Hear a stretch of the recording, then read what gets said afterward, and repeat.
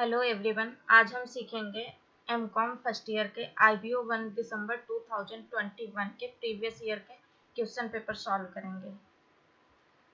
तो हमें इसमें सबसे पहले क्या करना है, जो शॉर्ट क्वेश्चन होते हैं उनको हम बाद में भी कर सकते हैं, लेकिन जो 10 नंबर के क्वेश्चन है सबसे पहले हमें उनको करना है। तो इसमें पहला क्वेश्चन आता है, what are the key features of foreign direct investment in India? Distinguish between direct and portfolio investment, clearly pointing out their respective key characteristics. तो हम इसका आंसर लिखेंगे, foreign direct investment occurs when an investor based in one country acquires an assets in another country with the interest to manage the assets.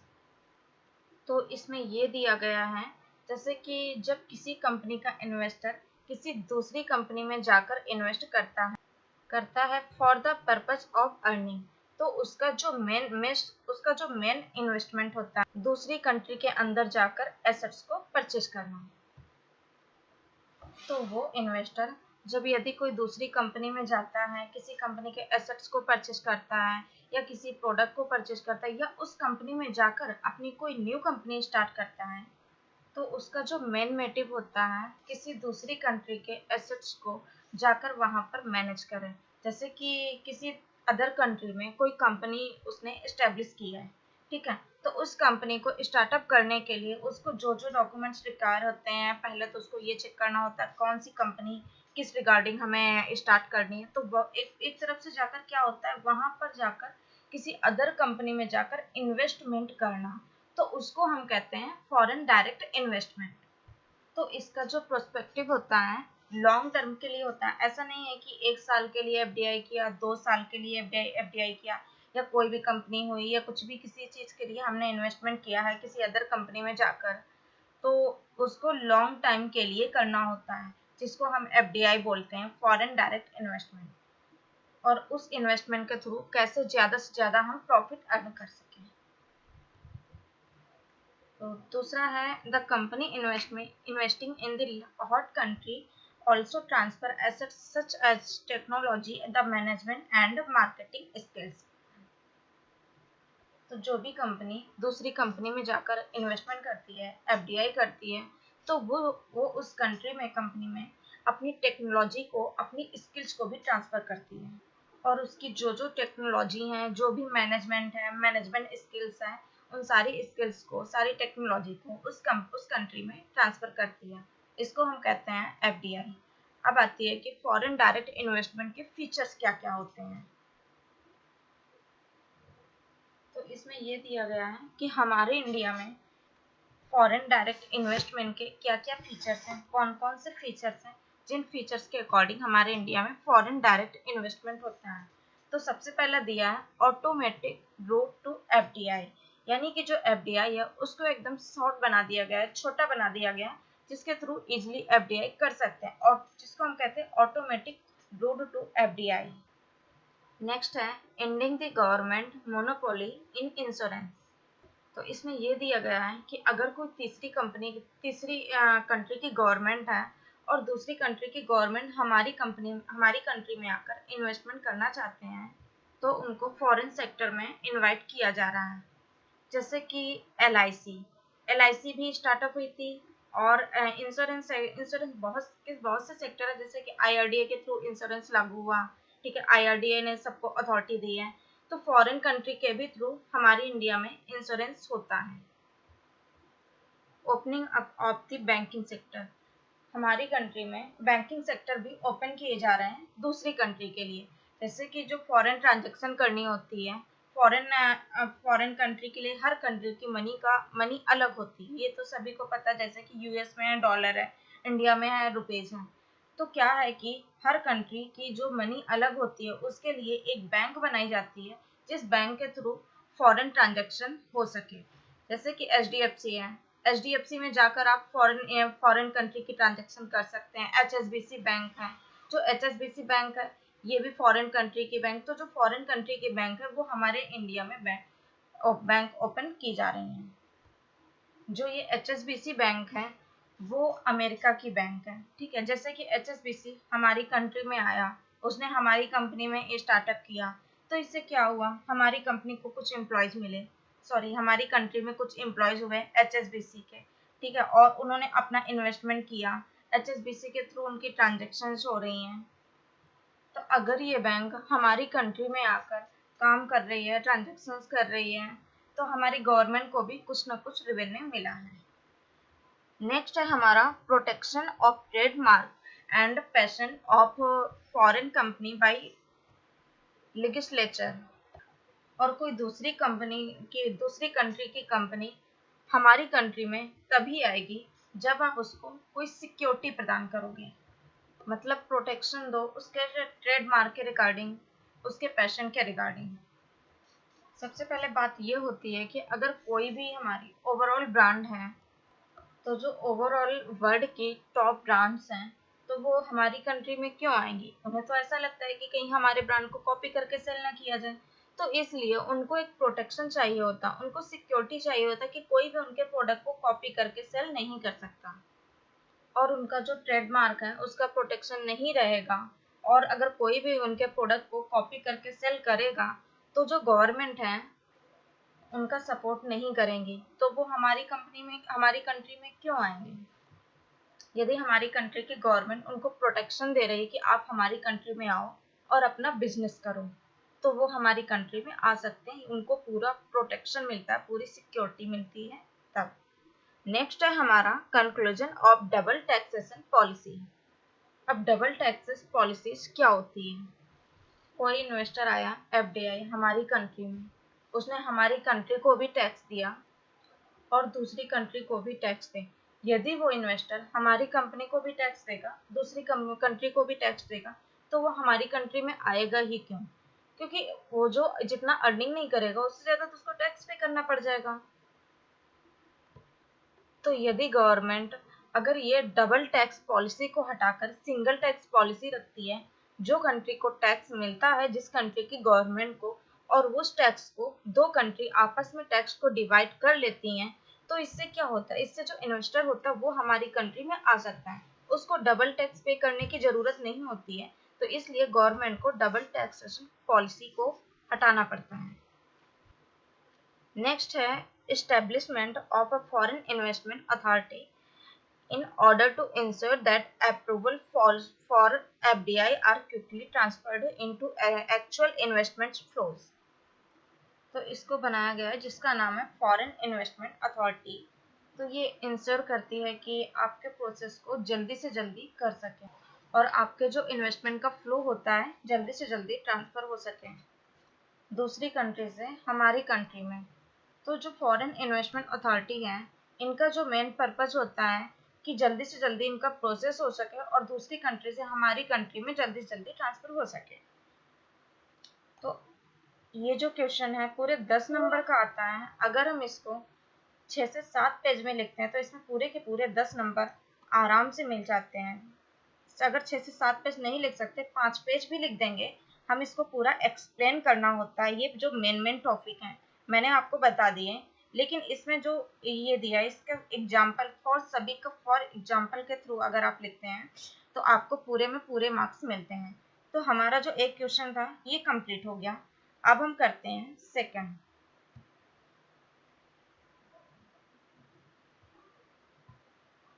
देखिए इसमें क्या दिया हुआ है, इसमें हमें किसी 4 क्वेश्चन को ही लिखना है। तो A और B इन दो में से हमने ये एक तो कंप्लीट कर दिया, और अब ये हम दूसरा करते हैं कि advantage and limitation of the FDI for developing countries. मतलब डेवलपिंग कंट्रीज के लिए FDI की एडवांटेज क्या है और उसकी लिमिटेशन क्या होगी, उसके एडवांटेज क्या होते हैं FDI के किसी भी कंट्री को डेवलप करने के लिए। चलिए हम इसका आगे बढ़ते हैं, इसका आंसर लिखते हैं। तो आज हम ये देखेंगे कि किसी कंट्री में FDI को डेवलप करने के क्या क्या एडवांटेज होते हैं। FDI helps in accelerating the rate of economic growth of the host country. Let us discuss the advantage of FDI। तो इसका जो एडवांटेज दिया हुआ है, FDI helps in the development of the host country In specific term, the major advantage are discussed as follows. So first है FDI as a capital supplier. Foreign direct investment is expected to bring needed capital to developing countries.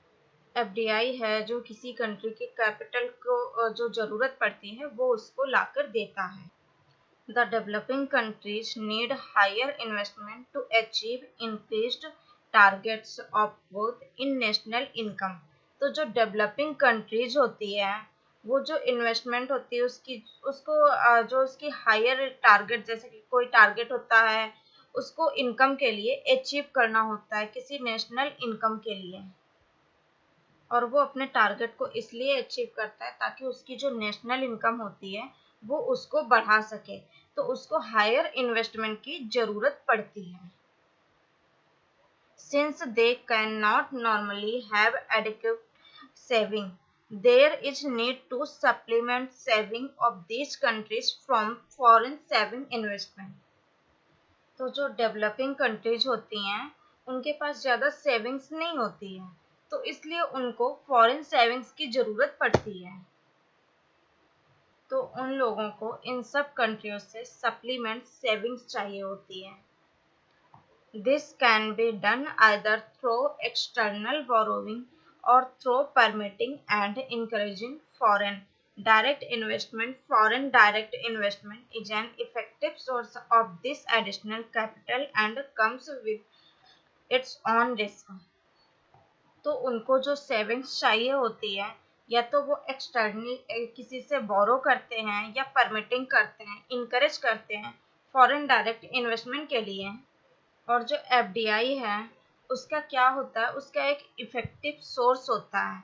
उसकी जो additional Capitals होती हैं तो उसको जो capital देता है वो उसको अपने रिस्क पर देता है. अब इसका सेकंड एडवांटेज होता है FDI as a remover of balance of payment constraint. FDI provides inflow of foreign exchange resource and removes the constraints on balance of payment. तो जो एफडीआई है वो फॉरेन एक्सचेंज के रिसोर्सेज को फ्लो कराता है, फॉरेन एक्सचेंज का जो भी रिसोर्सेज होता है उसको फ्लो कराता है. और साथ में जो बैलेंस ऑफ पेमेंट होता है उसका जो भी कंस्ट्रेंट होता है, जो भी बैरियर्स होता है उसको रिमूव कर देता है. It can be seen that a large number of developing countries suffer from balance of payments defects, for their demand on foreign exchange is normally far in excess of their ability to earn. तो इसमें ये देखा जाता है कि इनका जो balance of payment होता है उसमें बैलेंस ऑफ पेमेंट का डेफिसिट होता है, और उसका जो डिमांड होता है फॉरेन एक्सचेंज का वो बहुत ही ज़्यादा दूर होता है, जैसे कि जो वो अर्न करना चाहते हैं वो अर्न नहीं कर पाते हैं, जैसे कि उनका जो बैलेंस ऑफ पेमेंट होता है वो डेफिसिट होता है यानी कि कम होता है, तो इसलिए उनको अर्न करने में प्रॉब्लम आती है. FDI inflows by providing foreign exchange resources remove the constraint of developing countries seeking higher growth rates. तो जो एफडीआई का इन्फ्लो होता है, जो भी फॉरेन कंट्रीज प्रोवाइड करती हैं उसके रिसोर्सेज को रिमूव करती हैं, जो भी उसके रिसोर्सेज होते हैं, resources remove the constraint of developing countries. तो जो कंस्ट्रेंट होते हैं रिमूव किए जाते हैं, और इसमें जो हाई ग्रोथ रेट्स होता है, जो भी प्रॉब्लम्स आती हैं डेवलपिंग कंट्रीज के लिए वो सारी प्रॉब्लम्स हटा दी जाती हैं. तो नेक्स्ट है हमारा FDI has a distinct advantage over the external borrowing considered from the balance of payment point of view. तो जो एफडीआई है उसका एक डिस्टिंक्ट एडवांटेज होता है एक्सटर्नल बोरोइंग से पे जिसको कंसीडर किया जाता है बैलेंस ऑफ पेमेंट की पॉइंट ऑफ वैल्यू पर. तो इसको बैलेंस ऑफ पेमेंट के पॉइंट ऑफ व्यू से कंसीडर किया जाता है. Loans create fix liability. The government और corporation have to repay the resulting international debt of the government and the corporation parts a fixed liability on balance of payment. जो loan है उसका जो fix liability होता है वो create किया जाता है, और जो गवर्नमेंट का कॉर्पोरेशन होता है उन लोगों को उसका रिपे करना पड़ता है। The resulting international debt of the government. तो क्या होता है, गवर्नमेंट का जो डेट होता है, जो कॉर्पोरेशन का एक फिक्स्ड पार्ट होता है, इसका फिक्स लायबिलिटी का किसी भी बैलेंस ऑफ पेमेंट के लिए। This means that they have to repay loans along with interest over a specific period। यानी कि इसका मतलब ये है कि एक स्पेसिफिक पीरियड तक लोन को, जो लोन्स होता है उसको लॉन्ग टाइम तक इंटरेस्ट के साथ पे करना पड़ता है। In the context of FDI this fixed liability is not there. तो कॉन्टेस्ट के हिसाब से जो फिक्स्ड एफडीआई होता है, जो उनका एफडीआई का फिक्स लायबिलिटी होता है, वो उनको नहीं दिया जाता है। उनको एक टाइम दिया जाता है लोन को पेमेंट करने के लिए, जो लोन को विद इंटरेस्ट के साथ पे कर सकें। The foreign investor is expected to generate adequate resource to finance outflows on account of the activity generated by the FDI। तो जो फॉरेन इन्वेस्टर्स होते हैं वो ये रिसोर्स कर सकें, फॉरेन इन्वेस्टर्स ये एक्सेप्ट कर सकें कि जो वो जनरेट कर सके adequate resource to finance outflows on account of the activity generated by FDI. यानी कि एफडीआई के थ्रू एडिक्वेट रिसोर्स को जनरेट कर सकें, जिससे कि वो फाइनेंस कर सकें, जिसका जो आउटफ्लो होता है जिस अकाउंट का, उसके अकॉर्डिंग वो एडिक्वेट रिसोर्स को एक्टिवेट कर सकें, जो कि एफडीआई द्वारा जनरेट किया जाता है। The foreign investors will also bear the risk. तो जो फॉरेन इन्वेस्टर्स होते हैं उनको भी रिस्क बियर करना पड़ता है। अब एफडीआई डेवलपिंग में हमारा जो नेक्स्ट एडवांटेज है, FDI as a vehicles of technology transfer.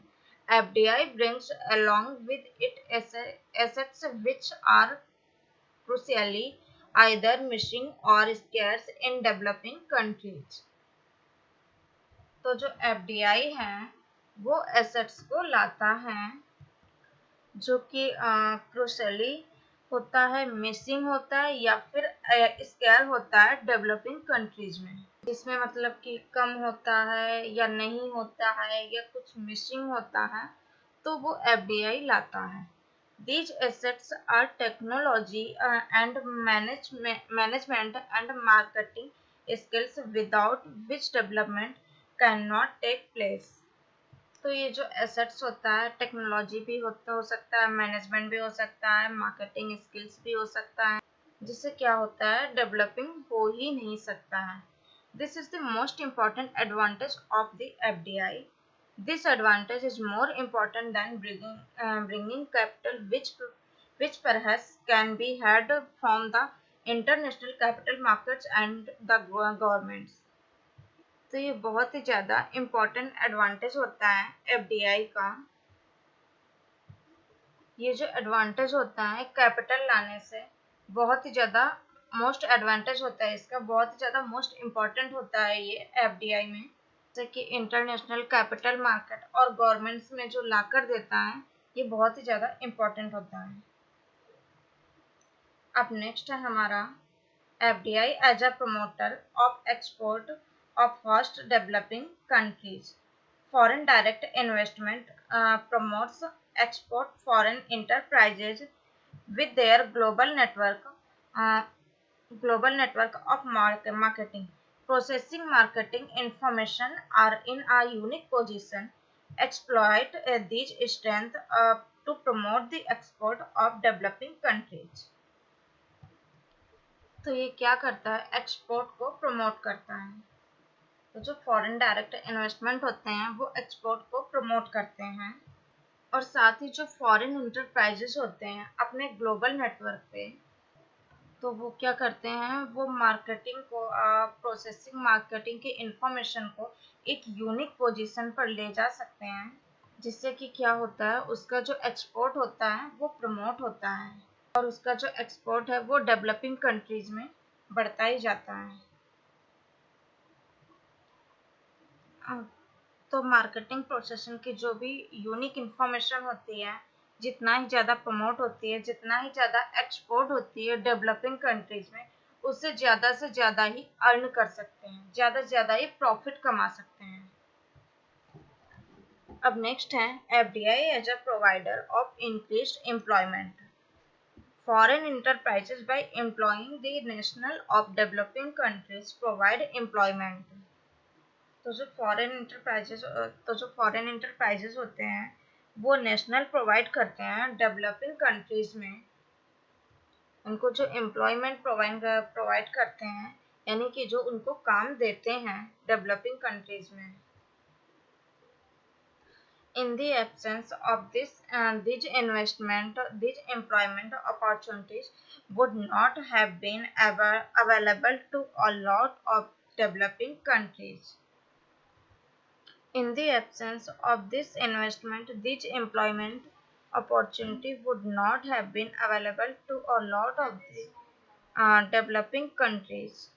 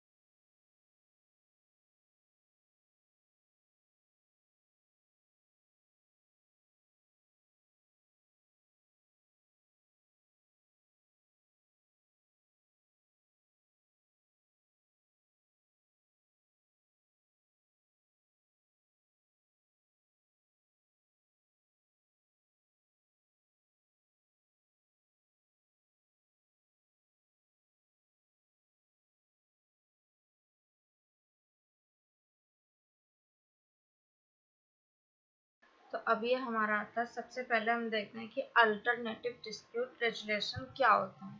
तो डिस्प्यूट रेजोल्यूशन से ही पता चलता है कि यदि मान लीजिए कोई झगड़ा है, उस झगड़े को खत्म करना। फॉर एग्जाम्पल के लिए ये जो अल्टरनेट मेथड जिसके थ्रू हम डिस्प्यूट को रिजॉल्व कर रहे हैं।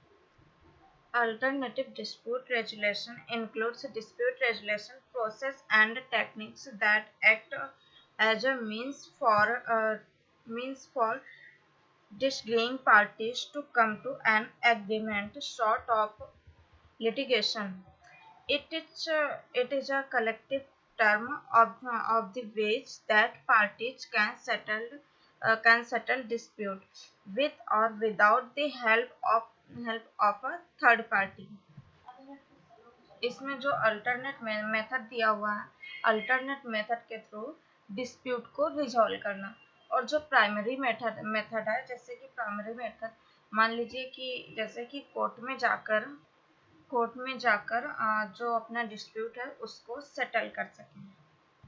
लेकिन अगर इसमें लिटिगेशन का प्रोसेस शॉर्ट करना है तो इसमें थर्ड पर्सन की हेल्प से या खुद से ही झगड़े को रिजॉल्व कर सकते हैं, खुद ही डिस्प्यूट को रिजॉल्व कर सकते हैं या किसी थर्ड पार्टी की मदद से।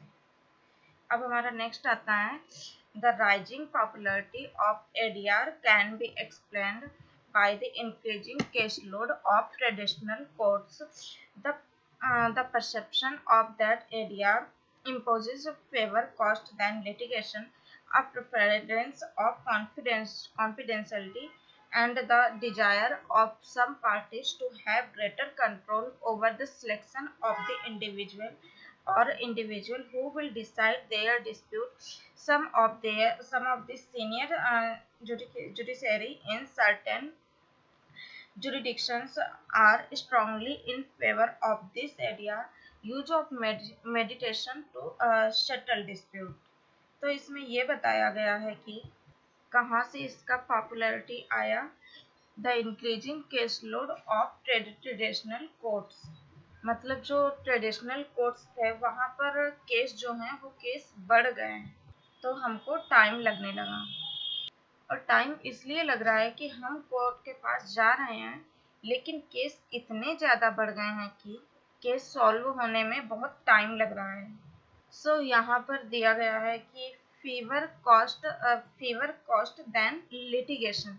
तो यहाँ पर जो फीवर कॉस्ट है वो कम हो जाती है। यहाँ थर्ड पार्टी इन्वॉल्वमेंट है, लेकिन उन दोनों पार्टी में झगड़ा हो रहा है, तो दोनों मिलकर कोई थर्ड पार्टी डिसाइड करते हैं। दोनों पार्टी मिलकर थर्ड पार्टी डिसाइड करती हैं जो उनकी हेल्प करें। तो यहाँ पर क्या है, यहाँ पर कॉन्फिडेंशियलिटी भी मेंटेन हो रही है। अगर हम कोर्ट में जाकर देखें तो वहाँ पर पब्लिक में हो रहा है सब कुछ, तो कॉन्फिडेंशियलिटी मेंटेन नहीं होती। यहाँ पार्टी का कंट्रोल है कि हमको किस इंडिविजुअल को सेलेक्ट करना है, और ये जो दोनों पार्टी हैं मिलकर थर्ड पार्टी को डिसाइड करती हैं, तो यहाँ पर कंट्रोल है, कॉन्फिडेंशियलिटी है, कॉस्ट भी कम है। Some of the senior judiciary in certain jurisdictions are strongly in favor of this idea use of meditation to settle dispute. इसमें जो सीनियर जुडिशरी है वो बहुत ही ज़्यादा स्ट्रॉन्ग रिकमेंड कर रही है एडीआर के थ्रू डिस्प्यूट रिजॉल्व कर लो। इससे कि ये होता है तुम्हारा टाइम नहीं जाएगा और जो भी तुम्हारा रिजल्ट है वो जल्दी मिल जाएगा। तो जो इसमें थर्ड पार्टी सेलेक्ट की जाती है वो पार्टी आसानी से काम कर लेती है। इसमें अब बात करते हैं सैलिएंट फीचर्स की। ADR is generally classified into at least 4 types. ADR generally 4 types के होते हैं, negotiation, meditation, conciliation and arbitration. ADR can be used alongside existing legal systems such as Sharia courts within common law jurisdiction such as the UK. ADR tradition varies somewhat and the culture. There are significant common elements which justify a main topic, and each country or region's difference should be delegated to a sub-pages. Significant common element ADR के हर country में है, लेकिन इसमें कुछ differences भी रहते हैं country wise. ADR includes informal tribunals, informal meditative process, formal tribunals, and formal meditative process. The classic formal tribunal forms of ADR are arbitration, both binding and advisory or non-advisory or non-process. Non-binding and private judge, either sitting alone on panels or over summary jury trials. The classic formal meditative process is referred for meditation before a court-appointed meditator और meditation panel. अब इसमें जो informal tribunals दिया है, तो यहाँ पर हम जो कोर्ट के पास फॉर्मली नहीं जा रहे हैं, इनफॉर्मली जा रहे हैं, तो यहाँ पर दो पार्टीज मिलकर प्रोसेस टाइम्स सब दोनों पार्टी मिलकर डिसाइड करती हैं, तो ये इनफॉर्मल प्रोसेस है। इसमें tribunals and formal meditative process भी इंक्लूड होता है, क्योंकि इसमें जो प्रोसेस होता है वो प्रोसेस तो हम कोर्ट के जैसा ही फॉलो करते हैं। इसमें आर्बिट्रेशन में क्या होता है, आर्बिट्रेशन में बहुत बाइंडिंग एंड एडवाइजरी और नॉन बाइंडिंग। अब इसमें जो ट्रिब्यूनल है हमारा वो एक पर्सन का हो सकता है या एक से ज्यादा पर्सन का हो सकता है। Classic formal meditative process is referral for meditation before a court appointed mediator or meditation panels. Structure a transformative meditation as used by the US Postal Service is a formal process. Classic informal methods includes social process referrals to non-formal authorities such as a respected member of a trade or social group and interest. अब इसमें classic informal method क्या है, social process referrals to non formal authority. एक informal तरीका ये है, जो हमारा सोशल ग्रुप है उसमें जो भी रेस्पेक्टेड पर्सन है उसके पास जाकर केस लेकर जाओ, जो भी रेस्पेक्टेड मेंबर है, जो भी केस है आपके पास उसके पास लेकर जाइए। फॉर एग्जांपल कोई कमेटी है, उसमें एक सीनियर मेंबर है जिसकी बहुत ही ज़्यादा रिस्पेक्ट है, तो जो कमेटी के लोग हैं उनके जो भी केसेस है, जो भी प्रॉब्लम है, तो वो कमेटी के रिस्पेक्टेड मेंबर के पास लेकर जाएंगे, जिससे कि उनकी प्रॉब्लम सॉल्व हो जाएगी। The major differences between formal and informal process are dependency to a court procedure and the possession or lack of a formal structure for the application of the procedure. इसमें first ये दिखाया गया है कि जो court का method है, अगर हम कोर्ट का मेथड यूज करें तो वो हमारा फॉर्मल प्रोसेस होगा। अगर दोनों पार्टीज मिलकर डिसाइड कर रही हैं तो वो इनफॉर्मल है। अब नेक्स्ट है हमारा advantage of ADR। It can be used at any time even when the case in pending before a court of law. इसमें ADR के जो एडवांटेज हैं, ADR जो है हम उसे कभी भी यूज कर सकते हैं, जैसे कि कोर्ट में बहुत सारे पेंडिंग केसेस होते हैं। It can be used to reduce the number of controversial issues between the parties, and it can be terminated at any stage by one of the party to dispute expect in case of binding arbitration. यहाँ पर controversial के number हम issues कर सकते हैं, और इसमें ये भी दिखाया गया है कि जब पार्टी चाहे तब उसको टर्मिनेट कर सकती है, लेकिन कोर्ट के केस में ऐसा नहीं होता है। और इसमें बाइंडिंग आर्बिट्रेशन में ये बताया गया कि दो पार्टीज मिलकर जब डिस्प्यूट को रिजॉल्व करती हैं, इसमें ये होता है कि जब दोनों पार्टीज ने मिलकर ADR में डिसाइड किया है कि डिस्प्यूट को रिजॉल्व करना है, और अब एंड में जब उसका डिसीजन आ गया, फिर उसके बाद वो बाइंडिंग है। अब पार्टी बोल नहीं सकती है कि आप टर्मिनेट कर सकते हो। इसमें थर्ड है, it provides a better solution to dispute more expeditiously and at least cost than litigation. यहाँ पर बेटर सॉल्यूशन मिलेगा और कॉस्ट बन जाएगा लिटिगेशन का। ADR procedures take only a day or few days to arrive at settlement. The techniques followed are formal programs, are flexible, and rules of procedure or evidence not followed strictly. इसमें हम court के formal को follow करते हैं, लेकिन यहाँ पर जो रूल्स है वो इतने फॉलो नहीं करते हैं, जो एविडेंस है स्ट्रिक्टली फॉलो नहीं होते हैं। मतलब इसमें पार्टीज बहुत फ्लेक्सिबली परफॉर्मेंस करती है। The freedom of parties to litigation is not affected by ADR proceeding. It means the door of courts are open even the proceeding of ADR failed. इसमें party कभी भी कोर्ट के पास जाकर litigation कर सकती है।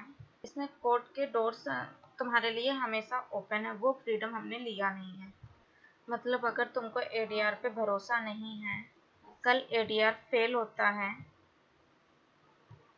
तो हम कभी भी कोर्ट के पास जाकर लिटिगेशन कर सकते हैं। ADR can be used with और without lawyers.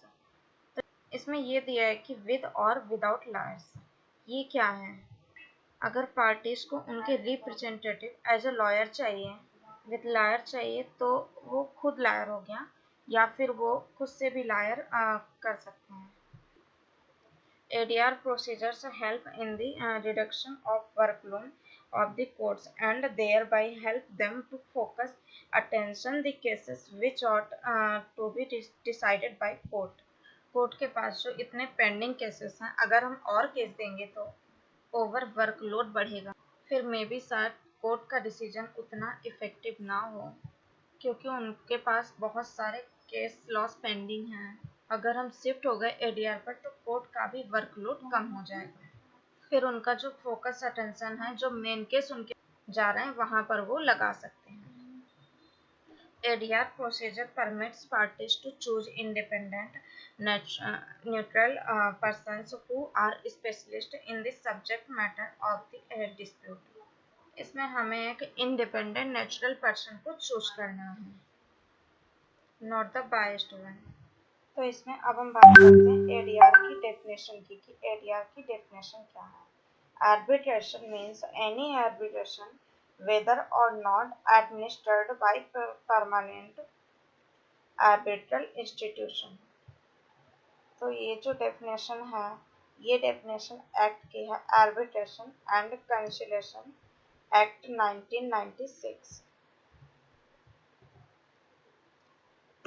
Act 1996.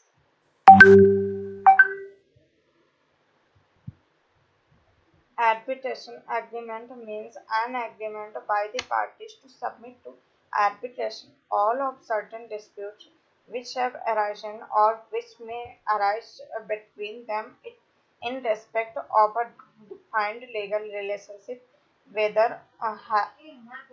contractual or not। इसमें आर्बिट्रेशन एग्रीमेंट मीन्स दिया गया है कि जो पार्टी होती है, पार्टी एग्रीमेंट एंटर करती है। मतलब इसमें हमारा जो रिलेशनशिप है उसमें आगे चल के जो डिस्प्यूट आएंगे, ऑलरेडी जो डिस्प्यूट आए हैं, हम वो पूरे इंडिपेंडेंट थर्ड पार्टी को सबमिट कर दें, वो आर्बिट्रेशन एग्रीमेंट होता है। An arbitration agreement may be in the form of arbitration clause in a contract or in the form of a separate agreement। मतलब किसी भी कॉन्ट्रैक्ट में जो भी एंटर किया है विद इन टू पार्टीज, उसमें हम क्लॉज, अगर उसमें डिस्प्यूट हुआ तो एक सेपरेट एग्रीमेंट बनाएंगे कि अगर जैसे कि दो पार्टियों में झगड़ा हुआ तो will go to so and so party। An arbitration agreement shall be in writing। मतलब जो एग्रीमेंट है वो हमेशा राइटिंग में होना चाहिए as a proof. An arbitration agreement is in writing if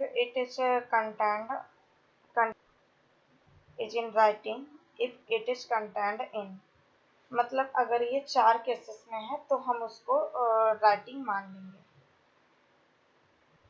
document sign by the party, मतलब किसी डॉक्यूमेंट्स में लिखकर पार्टी ने साइन किया।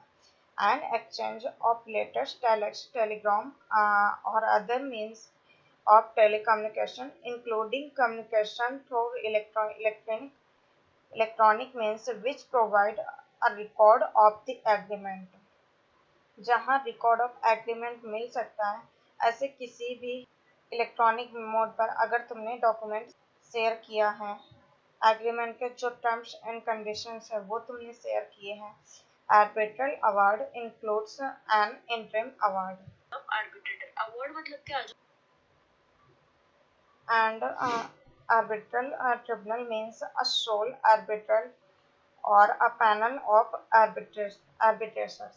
इसमें जो arbitral मतलब क्या, कि वो एक ही इंसान है जो डिसीजन दे सकता है, जो पैनल होता है इसमें जो भी फाइनल डिसीजन दे सकता है वो एक ही इंसान हो सकता है या फिर कोई पैनल हो सकता है जो ये कर सकता है।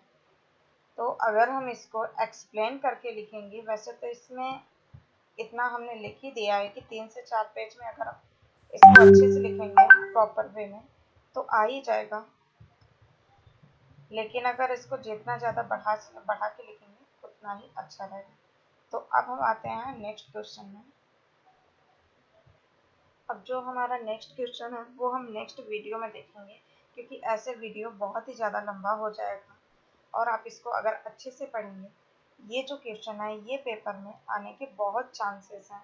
ये जो आपको सेकंड और थर्ड दिया गया है, तो इनको एग्जाम्पल में मैंने इसलिए समझाया है कि ताकि आप इसको अच्छे से रीड कर सकें और अच्छे से पढ़ सकें।